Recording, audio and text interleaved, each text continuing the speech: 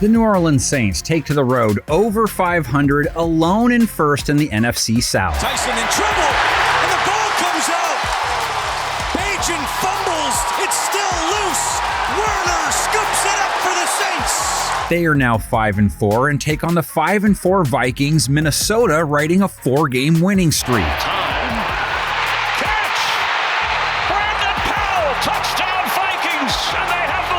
Minnesota, time to set those clocks. It's fall back to the JB time zone. At first, you'll think, OMG, this is horrible. It's getting dark so quick now. He's going to be brought down to the end zone. Calais Campbell is going to get a Falcon safety. But then as your body adjusts, it's like, oh, this isn't so bad. Joshua Dobbs comes off the bench 3 days after he's traded for, 20 for 30, 2 touchdowns, no picks, a rating over 100, dramatic last-minute win. He's going to try to outrun the defender, and he gets another first down. Dobbs has a touchdown for the Vikings! If you're not familiar with Dobbs this year, Week 9 was the 4th time he's put up a 99 rate or better. He's played some good ball this season. Dobbs has it. He's throwing. And hold on to Madison for the touchdown Vikings. Now he gets the Saints. New Orleans has 5 wins. Their defense in each of those wins handled the quarterback well and in turn didn't give up many points. Ryan Tannehill, Week 1. Bryce Young, Week 2. They manhandled Mac Jones on the way to victory number 3, gave Uncle Rico the business for win number 4. Tyson Bagent picked him off 3 times last week in win number 5. Plenty of time. Now fires, and it's picked off. Debo on the interception. Saints still holding quarterbacks to the second lowest rate, second lowest completion percentage. They're obviously hoping Dobbs fits the description of the type of quarterback they've fared well against. He's playing on his 3rd team this year. He took that safety, fumbled the ball 3 times last week, and lost 2 of them. We talked about ball security for guys who historically are backup quarterbacks and how sometimes they don't have that ball security, and you see it right there, empty hand, and Street gets the interception. Still, a couple of those mistakes came early and he settled in just fine. And what if he has Justin Jefferson? He would make life easier on Dobbs if he's good to go. 149 yards 3 times, 85 plus in 4 of his 5 games. Fires to the end zone to Jefferson. Touchdown! Minnesota lost wide receiver KJ Osborne to a concussion last week, so have to track him as well. Dobbs will have Jordan Addison no matter what. 52 yards last week. He's having a great first year. And open, catch made at the 11-yard line is Jordan Addison. Brandon Powell also scored for them last week. The Saints secondary specialty is wide receivers though. Only a few teams tougher on the position, holding them to a 71.4 rating in 2023. Marshawn Lattimore on one side, Paulson Adebo on the other. He had 2 INTs last week, both INTs on throws to wideouts. Bajan steps up over the middle, intercepted again!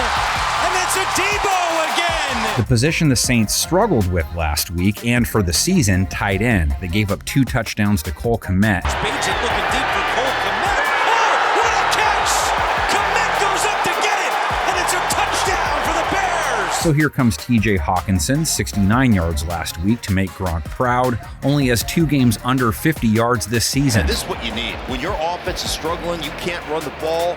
We have to have special plays. Our special players need to make big-time special plays, and Hawkinson right there breaking tackles, getting that extra yardage. The Saints have to be able to handle Dobbs as a runner, too. They let Bagent go for 70 rushing yards on 8.8 a carry. Bajan steps up in the pocket. He'll run it again. He's got the first down and more. Bajan slides down. Dobbs is dual threat material. 66 yards rushing last week, 9.4 a run, a touchdown. His legs played a huge role in their win. Yeah, this is one thing he did even in Arizona with the games he started there. He just made plays with his feet. Look at the reach right there for the first down. The Vikings defense also is going to be tested by a running quarterback. It's very clear at this point that Taysom Hill is not just a gadget player for the Saints offense. He's as important to it as anyone. He threw a touchdown last week. Here comes a wide open Johnson for a touchdown. Ran for 52 yards on 4.7 a carry, a rushing touchdown in 3 straight, 50-plus rushing yards back-to-back games. Carr throwing, caught, touchdown, Taysom Hill. And he caught a touchdown pass last week. He has at least one reception in 8 straight games. Carr over the middle. That one's caught at the 25, and it's Taysom Hill getting to the 24. Not really relevant what Minnesota's given up to quarterbacks on the ground.